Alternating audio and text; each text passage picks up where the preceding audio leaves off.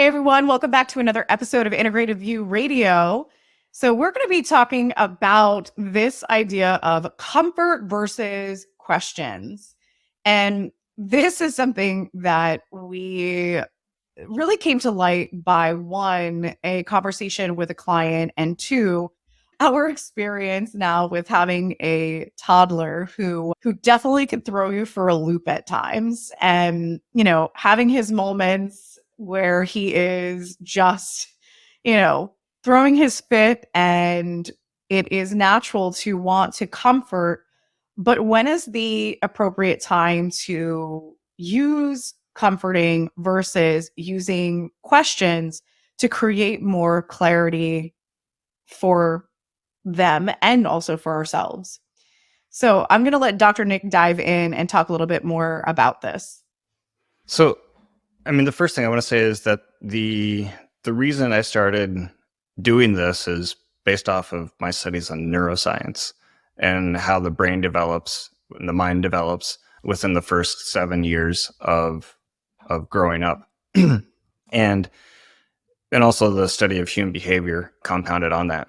And it's really what I found what was showcased first with that client was that, they have a son. So his son is 7. He is an amazing golfer, literally travels all around the nation competing in I'm not a golfer, like US kids Tournaments. Open, whatever. Tournaments. The tournaments on Sunday. But they just started having him also play baseball, and he was tagged getting out. Not injured, just tagged, and he was out, and he lost it, started crying. And, the dad was saying how he went, tried to comfort him, tell him it was okay, blah, blah, blah. So I'm having a conversation with him, like, he wasn't physically hurt, right? Nope. It's just emotional reaction from being tagged out. And I go, and you just tried to stop him from crying, correct? And he goes, yeah. And I go, well, he never learned really why he was crying. He never had that opportunity to figure out why he was crying. Was it a good reaction? Was it a bad reaction? He just learned to stop crying. I go, so that cycle's still going. I go, we learn by asking questions. And that is on the neuroscience side of things. When you ask a question, you drive the center of the brain that becomes reactive, the emotional center of the limbic system, to the prefrontal cortex, which is the executive center, non-reactive. And so if you were to ask questions of, did you feel like you let the team down? Because in golf, you mess up, you're only letting yourself down. So maybe it's just that you're holding on to this more responsibility than you've been able to process before. You could just go through and ask all these different questions to be able to help his son, figure out what really created that emotional reaction, but then to break that down and seeing okay, yeah, you did let the team down. You got out. But at the same time, that's not that big a deal because we have how many innings? We have how many chances? The best baseball players literally in the world have a 300 batting average, which means they strike out most of the time. They get out most of the time. Nobody's, especially in baseball, it's nobody's stealing every single base. You're getting tagged out at times. Using that to then ask questions, how could you maybe do that again without getting tagged out? So they can learn from it. So you don't want to decrease the responsibility. The responsibility is true. Yeah. If you didn't get tagged out, it would have been better for the team. Acknowledge that, but then acknowledge that it really wasn't that big of a deal. And then go through and ask questions of how I can learn from it and grow from it. And this takes me what I do with Q all the time, and understanding the growth and development of the brain is that they're a sponge. Up to age 6, 7, they're a sponge. They're taking in everything, and that creates the programs for them to use the rest of their life. Unfortunately, a lot of the work that I do right now with adults is to undo all the bullshit programs that they learned during those 7 years.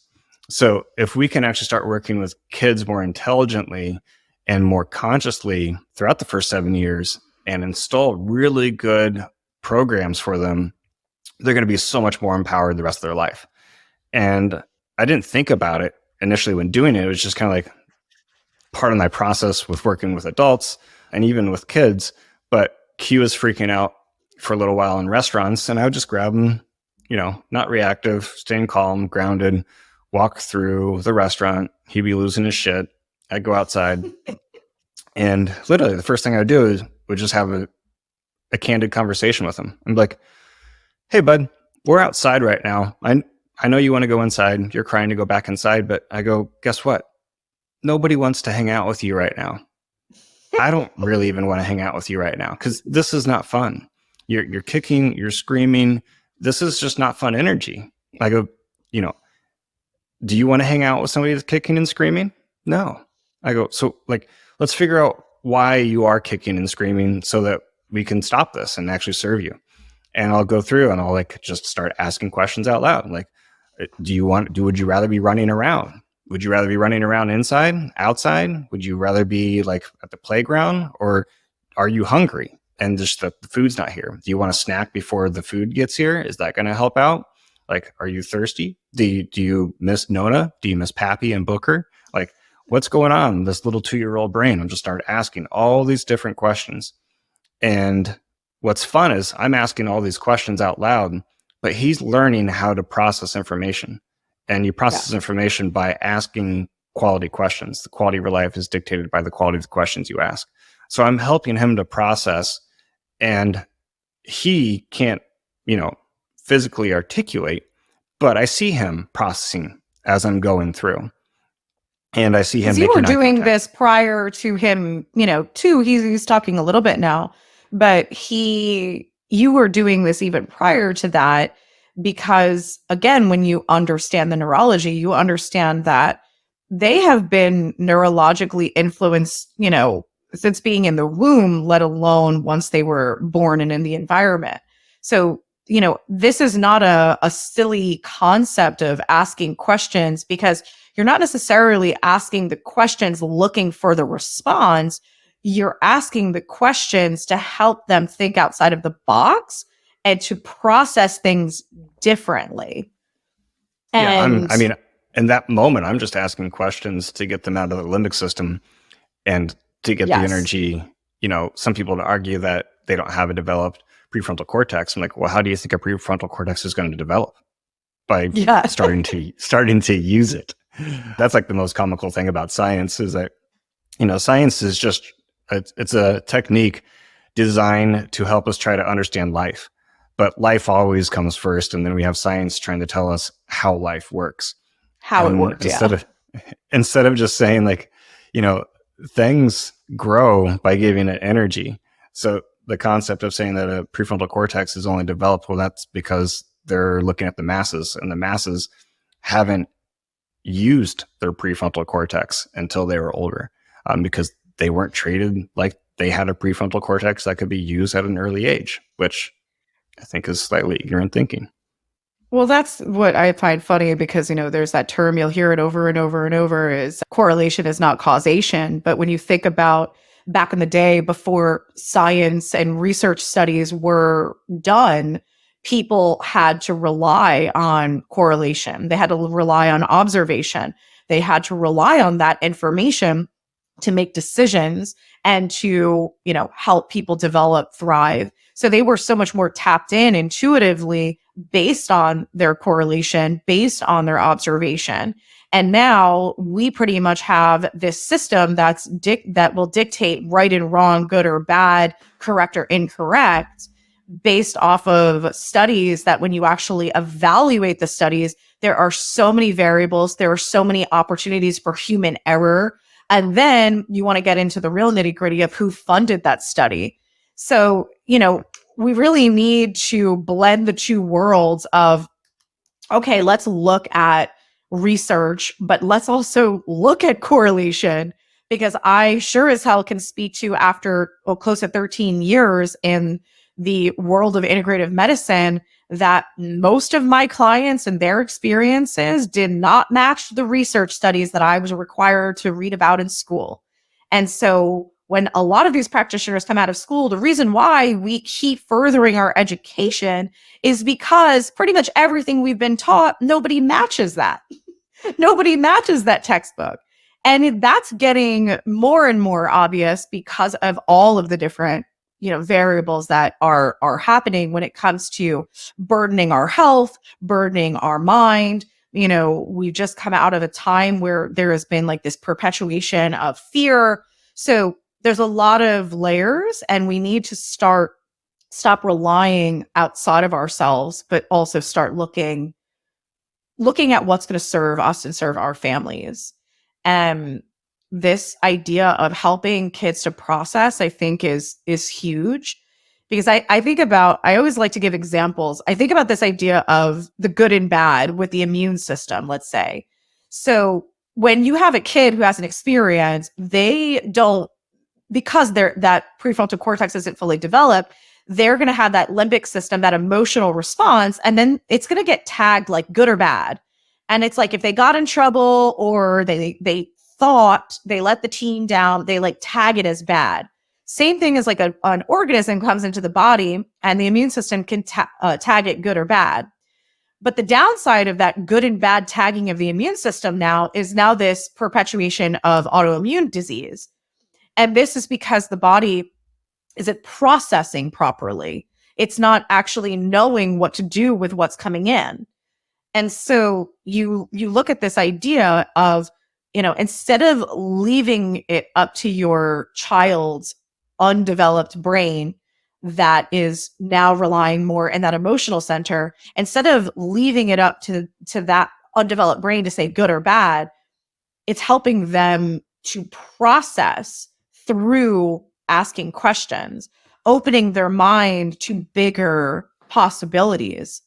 And I find this funny that we're talking about this because I've been listening to, I wish I knew his name, but he is the creator of the company called Viome, and he's creator of the company called Moon Travel. And so he literally created these companies that are like changing humanity. He literally is one of the first companies outside of the government to send satellites to the moon to gather data, because they're trying to create the moon to be habitable by humans. Like talk about a mission way bigger than anything. And he did a whole speech about questions. And it's not even just about asking questions, but it's also about asking the right questions, not asking the same question that everybody else is asking. So you could say, why are you acting like this? Why are you throwing a tantrum? Same question that any parent might ask their kid who's throwing a tantrum. What other questions can you ask that can provoke better or different information? Sorry, my internet cut out, so I only heard the very last part of that. Talking about the quality of your questions. What's your phrase, Dr. Nick? Well, it's not my phrase, but the quality of your life is dictated by the quality of the questions you ask. Yes. And it's the quality of our family's life as well. So essentially, it comes down to just applying these principles. And honestly, for all of us, it's a matter of when we as adults are having an emotional reaction, emotional response, sometimes it's taking that time for yourself to say, what is this? Why are you here? What feedback am I getting? As we wrap this up, I want to say kind of like on that two-part stage of serving yourself as well as helping to serve others. When you serve yourself, and you have a reaction, shit doesn't go as planned, etc. You ask those quality questions to figure it out. But at the same time, if you're so polarized that this event is only bad and you can't see any good, there's no benefits to it, then you can't create the questions to help you actually see any benefits, to see anything good that came from that. So you have to have somebody else, whether it's a really intelligent friend, a coach, a mentor, a doctor, somebody that's trained that can formulate questions to help you increase your conscious awareness, to not be so polarized, to start seeing that there's actually both sides. There's good and bad. There's benefits and drawbacks. And as you do that, then your blinders kind of start opening up and you get back into a state of empowerment. You're not disempowered. You're not a victim to whatever just occurred. And that's the same literally process that we can do with children, is because they don't have that fully developed prefrontal cortex. So you just got to assume that they have blinders on. So it's our responsibility to start asking these questions to help increasing their awareness. As we do that, we're actually just helping them to grow and develop their prefrontal cortex, but to do it actually very intelligently and in a very short manner. And creating the balance between, the emotional perception as well as, the logical mind, and creating that balance so we don't run too much in one or the other. It's okay to, feel a certain way about a situation. But let's also bridge that gap, ask those questions to help also understand the bigger picture of it. That's the thing, is like, we're not trying to suppress kids' emotions either and have them only work out of their logical analytical mind. But we're also not wanting, kids or even ourselves to run our lives being emotionally triggered by everything around us, because that is a massive detraction from a happy life or a good life. If you're just constantly in a state of anger or fear or guilt or shame, resentment, you're barely functioning as a human, let alone able to show up as a good parent. Well, I mean, the only way to sustainably change an emotional feeling is to change the perception about it. So that's like, you're not trying to stop an emotion. You're trying to grow the conscious awareness, which is part of that analytical mind. But once the conscious awareness grows, well, then there's more data points. So the perception is going to change, which changes the feeling. So it's, you're the side effect is that the feeling changes. I'm not going outside with the intent that my goal is to make Q stop crying. My goal is to help Q process. And by helping him process information, the side effect is that most of the time he stops crying. All right, guys. Well, we hope that this, elicited some different ideas and, when to know I should comfort versus ask questions. I know our natural tendency as parents is to go in and swoop in and make them, feel better about something. And I think it's finding that beautiful blend of the two is, be that loving, compassionate parent, but then also, ask those questions so that they can help process their experience. All right. We'll see you on the next one.